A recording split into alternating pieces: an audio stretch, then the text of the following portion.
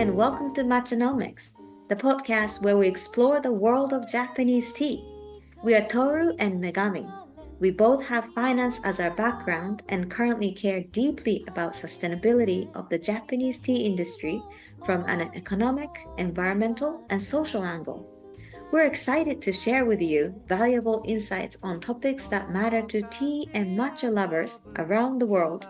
So let's dive in and explore together. Toru, welcome back.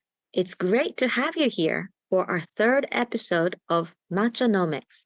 Today, we're diving into a fascinating topic, the globalization of matcha. It's not just a story about tea, but also about how innovation can emerge when traditions meet new perspectives. Toru, you're Shinise, right? For those who may not be familiar with Shinise, it refers to those long established businesses in Japan that are built on legacy, tradition, and community trust, often running for over a century. Toru's family business goes back 160 years. As Shinise, you must know so much about matcha's history, including its globalization. Thanks, Megami. I'm excited to talk about this. Matcha's journey from being a symbol of Japanese culture to a global superfood is an inspiring tale of creativity and adaptation. Toru, I know matcha has deep roots in Japanese tea ceremonies where it's cherished as a symbol of culture and tradition. But you mentioned earlier that its global story really began about 30 years ago. Can you tell us about that? Of course, it all began in 1996 when Haagen-Dazs introduced green tea ice cream. At the time, matcha was regarded as a luxury product, primarily reserved for traditional tea ceremonies. Mixing it with anything other than hot water was considered unimaginable. But Haagen-Dazs took a bold and innovative step by incorporating matcha-like flavors into their ice cream. I know. 1980s was Japan's economic bubble, characterized by rapid growth and increased consumer spending. The ice cream market experienced significant expansion. Haagen-Dazs entered into the Japan market in 1984 and saw the need to appeal to Japanese consumers. Thus, they have started to create this new flavor, green tea. Exactly, to tackle the challenges of traditional matcha, its high cost and how its delicate flavor could be easily overpowered by milk and sugar, Haagen-Dazs turned to bancha powder instead.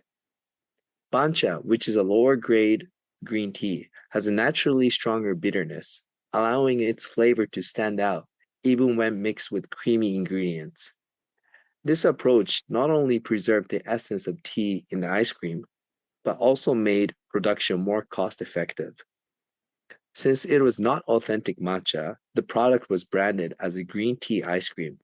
Interestingly, even though Haagen-Dazs now uses real matcha in their recipes, they've kept the original name as a tribute to their pioneering efforts.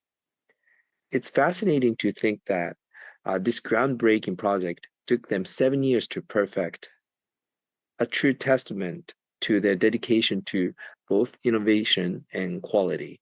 7 years? That's a dedication. And it's interesting that they called it green tea ice cream instead of matcha. What about Starbucks? I heard they played a big role too. That's right. Starbucks began testing what we now know as matcha latte in 2001 and officially launched it in 2006. Unlike Haagen-Dazs, they decided to use the term matcha as part of their branding strategy. But here's the twist. Starbucks did not use traditional Japanese matcha either. At the time, Japan couldn't produce enough bancha powder to meet the massive demand. So Starbucks turned to Chinese suppliers who could produce large quantities of bancha powder at a competitive price. This move made the product accessible globally. And from there, matcha flavored items started appearing everywhere. Matcha evolved from a niche product to a health food staple. Please note that both Haagen-Dazs and Starbucks started using real matcha as the consumer demand increased and the supply capacity also caught up. It's fascinating how much of this innovation came from outside Japan. What do you think made the companies like Starbucks and Haagen-Dazs so successful in introducing matcha globally? I think it comes down to their ability to innovate without being bound by cultural constraints. In Japan, matcha is deeply tied to tea ceremony traditions, so it's often seen as something sacred and unchangeable. That mindset makes experimentation difficult. Global companies, on the other hand, could view matcha as just another ingredient, one with great potential. This freedom allowed them to create something entirely new, like matcha latte and matcha ice cream. That makes sense. It reminds me of how Japanese cuisine has embraced foreign influences like ramen, curry, and gyoza and turned them into something uniquely Japanese. Maybe we need a similar approach with matcha. Absolutely. Matcha's globalization is a reminder that the industry must evolve to meet changing consumer needs. Even traditions like tea cannot afford to stay static. My family business, Hamasa-en's 160-year history, is a good example. We've continually adapted to the times while staying true to our roots. That's so inspiring, Toru. Balancing tradition and innovation isn't easy, but matcha's global journey shows us how it can lead to growth and new opportunities. I'm trying to do the same with my music. I'm excited to share my new song called Matcha with you all. It's an original track with a jazz waltz vibe where I'm taking something traditional like matcha, and matcha is actually a name of Japanese traditional color as well, and reimagining it as a modern piece of art. I can't wait for you to hear it. We'll be playing it later in the episode. I love how this song, Matcha, captures the essence of tradition and creativity. It's as refreshing and layered as the tea itself. Hope you enjoy it as much as I do. Anyways, thank you for exploring matcha's globalization with us today. It's a story that's close to my heart because it shows how traditions can thrive when we are willing to innovate. Thank you, Toru, and thank you to our listeners for joining us for this episode of Matchanomics. Next time, we'll dive deeper into Hamasa-en's history and explore how a 160 years old company balances its legacy with innovation. See you then. See you next time. Hope you're enjoying the Matchanomics. Up next, we've got something special for you, a music tune called Matcha, an original track from the debut album of dynamic duo MOSAIC. Seiya Matsushita and Megami blend jazz with the essence of Japanese tradition, using the power of music to spread a message of environmental harmony and social awareness, reflecting the deep respect for balance and mindfulness that is central to Japanese culture, often embodied in the spirit of wa, or harmony. Now sit back, relax, and let yourself be carried away by the soothing sound of matcha. Enjoy.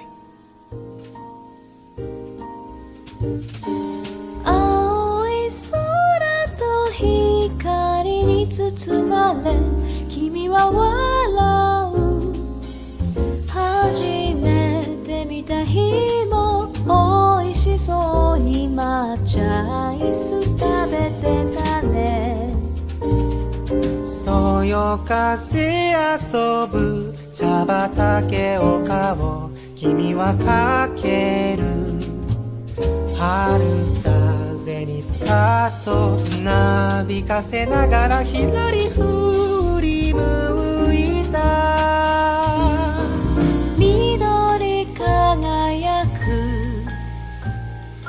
淡い恋の歌優しさと落ち着きが自然の恵み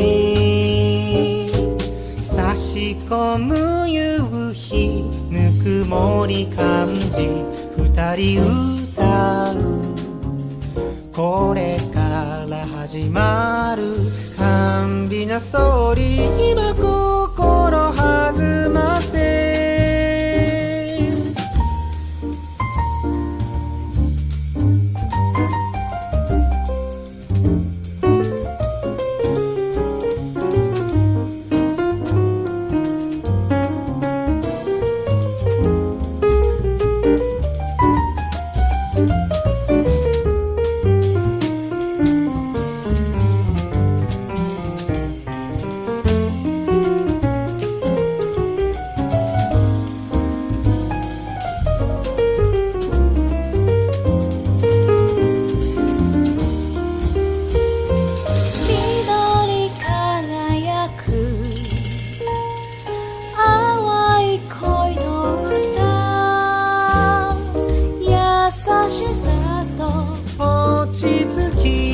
自然の恵み Thank you for joining us on this episode of Matcha Know. We hope today's episode gave you another perspective on the world of Japanese tea and sustainability. Whether you're sipping your matcha or exploring new ways to make a positive impact, we're grateful to have you on this journey with us. Don't forget, we'll be back with more insights and discussions a couple times a month, so make sure to subscribe and stay tuned for our next episode. Thanks again for listening, and until next time, enjoy your tea and take care.